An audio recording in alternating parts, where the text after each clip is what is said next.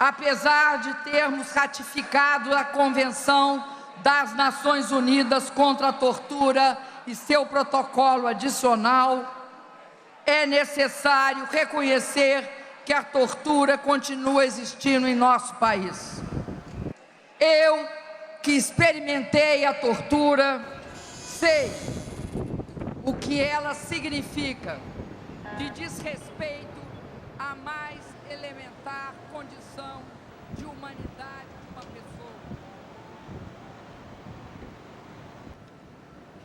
É que ele fez parte, ele era delegado de polícia, se não me engano era do DOI-CODE, fez muitas torturas, né, nesse período em que ele teve no comando. Então muitas pessoas morreram, muitas pessoas sumiram, e pessoas que estavam lutando por seus direitos democráticos.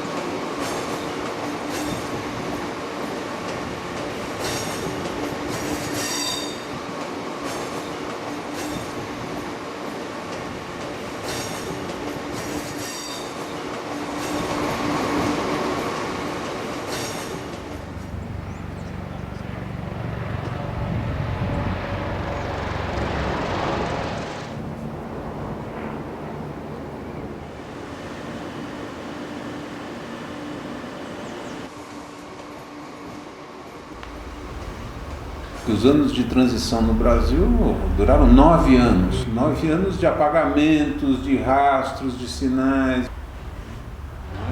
Onde se sequestrou, onde se torturou, onde se cometeram violências sexuais.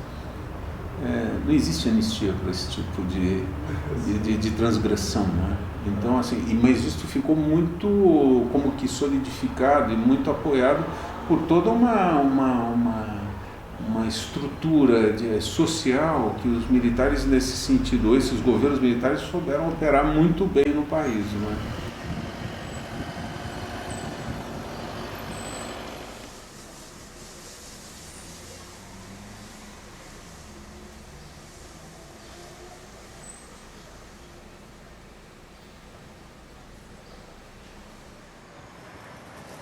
Aqui é uma vila muito antiga, né? Aqui é muito seguro, é muito tranquilo.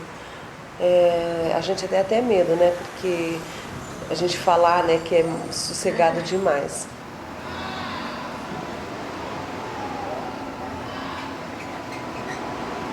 Quando eu vim pra cá, eu não sabia. Quando a gente vai morar num lugar, a gente não compra pelo nome da rua, né?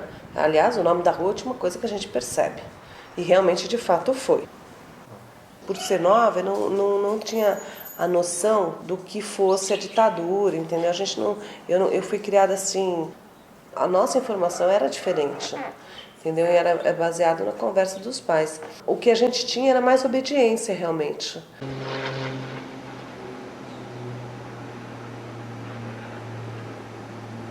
Quando se tortura um indivíduo por uma oposição de ideias ou uma posição política, se silencia não só o indivíduo, mas se silencia todo um grupo, silencia o país. O que nós tivemos nessa política do silenciamento no Brasil é um cala-boca, não é? O torturado é um, o atingido, o aterrorizado é todo o país. E aí aparece o lado mais escuro do humano, não é? Assim, essa capacidade que o humano, essa possibilidade que o humano tem de maltratar, de judiar, de causar sofrimento ao outro, de matar, de desconhecer o outro absolutamente na sua humanidade. São coisas absolutamente humanas. Porque para algumas pessoas, elas têm vergonha de dizer onde mora, o nome da rua. Porque para quem não conhece, tudo bem, mas para quem conhece, nossa, você mora nessa rua? Sabe, é como se você fizesse homenagem. Taxista, uma vez, a minha vizinha conta que ela tomou o táxi e ela falou o nome da rua e ele falou horrores e ela se sentiu muito mal com isso. Então ela tem medo, às vezes, de falar qual é o nome da rua, porque se a pessoa conhecer, aí ela desenrola toda a história de novo e a gente passa por tudo, como se a gente tivesse vivido tudo isso. Eu, particularmente, agora com essa história toda que vem do vereador aí, Orlando Silva, com o projeto dele de passar o nome da rua a se chamar Frei Tito, em homenagem ao um dos torturados por Sérgio Fleury, eu particularmente não sou a favor. Que tire o torturado para ser tire o torturador para vir a ser o torturado, entendeu? Ou seja, de qualquer forma você está vinculado à ditadura. De qualquer forma você está vinculado a essa violência que aconteceu.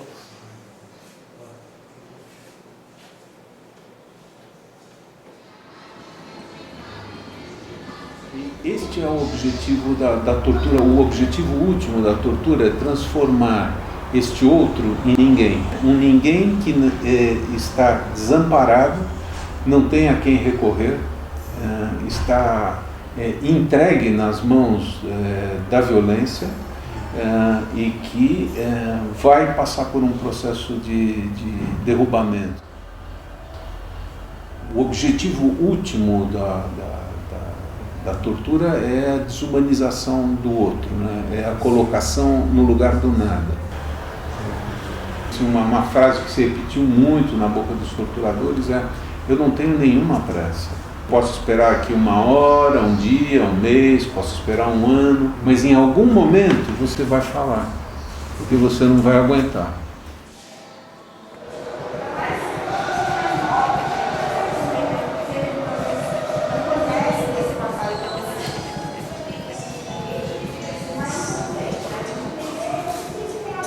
Mas aqui também tem pessoas que aceitam, que gostam, que acham que é dentro do militarismo, sabe? Não são militares.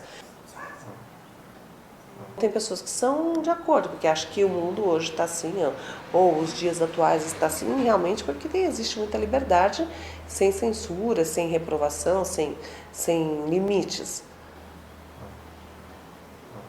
Como tem pessoas que são a favor do Black Bloc, tem pessoas que são a favor também da ditadura.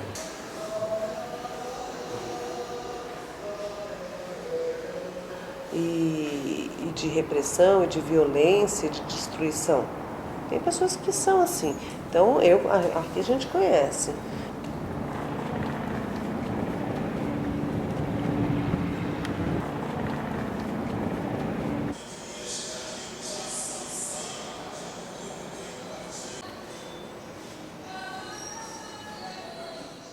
Tem uma outra mulher também bastante inteligente, uma mulher muito articulada.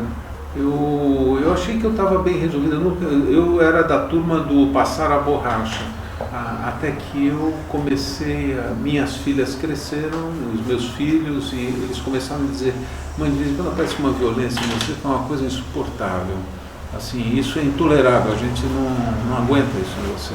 Até que um dia ela conseguiu perceber a violência dela no olhar aterrorizado da filha dela.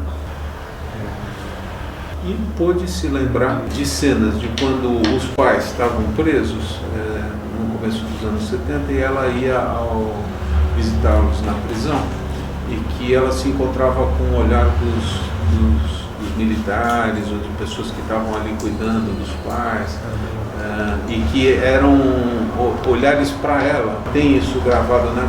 Inibitórios, violentos, assim.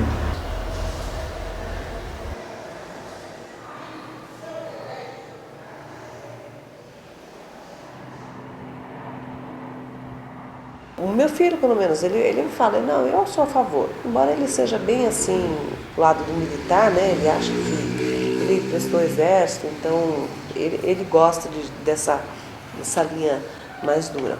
E tem gente que se abstém a qualquer comentário porque acha irrelevante o fato de trocar ou não trocar o nome da rua, ou se prestigiar ou não o morto, já morreu, já acabou, já passou. Então é difícil a gente hoje conseguir equilibrar os dois lados da história. Mas mesmo a gente hoje falando para as pessoas de tudo que aconteceu, elas falam assim: não me importo, eu só não quero ter problema. Então isso, você lutar pelos seus direitos e ser coibido e perder a sua vida por isso é realmente como digo assim, é como se fosse nos tempos bárbaros.